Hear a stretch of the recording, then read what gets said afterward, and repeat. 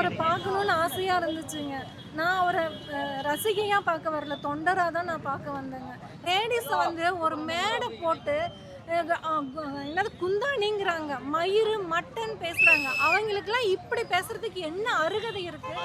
இப்படி பேசுகிறாங்களே, அடுத்த பொண்ணுங்க நினச்சாங்கன்னா இத்தனை லேடிஸ் இருக்காங்க, யார் ஓட்டு போட, எந்த மூஞ்சி வச்சுட்டு இந்த தெருவில் வந்து எந்த லேடிஸ் கிட்ட ஓட்டு போடுங்கன்னு கேட்பாங்க.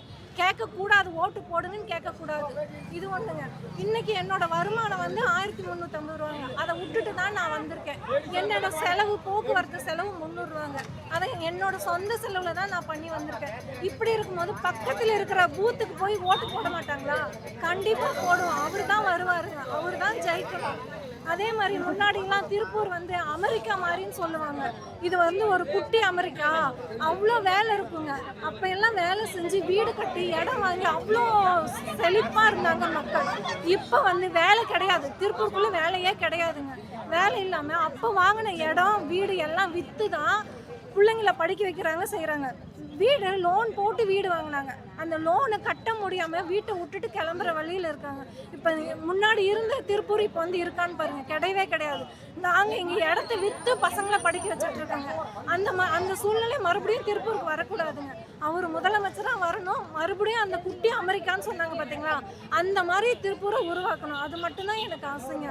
தளபதிக்கிட்ட அது மட்டும்தான் என்னோட கோரிக்கை. அதை மட்டும் செஞ்சால் போதுங்க. அவருடைய தேர்தல் அறிக்கைகள் நிறைய கொடுத்துருக்காரு இல்லையா, பெண்களுக்காக நிறைய திட்டங்கள் சொல்லியிருக்காரு. அது பிடிச்சது உங்களுக்கு? பெண்களுக்காக கொடுத்தது அது எனக்கு சரியா இப்போ ஞாபகம் இல்லைங்க. ஆனால் இந்த படித்த பசங்களுக்காக நான் வேலை கொடுக்குறேன், அதுக்கு ஒரு ஆப் உருவாக்குறேன்னு சொன்னார் பார்த்தீங்களா, அது ரொம்ப முக்கியங்க. ஒவ்வொரு வீட்லேயும் ஒவ்வொரு பசங்களுக்கு பொம்பளை பிள்ளை கல்யாணம் ஆச்சுன்னா வேலைக்கு போகிறதும் போகாது இருக்கிறதும் அவங்க இஷ்டம். நான் வேலைக்கு போக மாட்டேன், வீட்டில் தாண்டா இருப்பேன் அப்படின்னு சொல்லலாம். ஆனால் ஆம்பளை பையனுக்கு அது கிடையவே கிடையாது. வேலைக்கு போகணும், பொண்டாட்டி புள்ளியை உட்கார வச்சு சோறு போட்டே தான் ஆகணுங்க.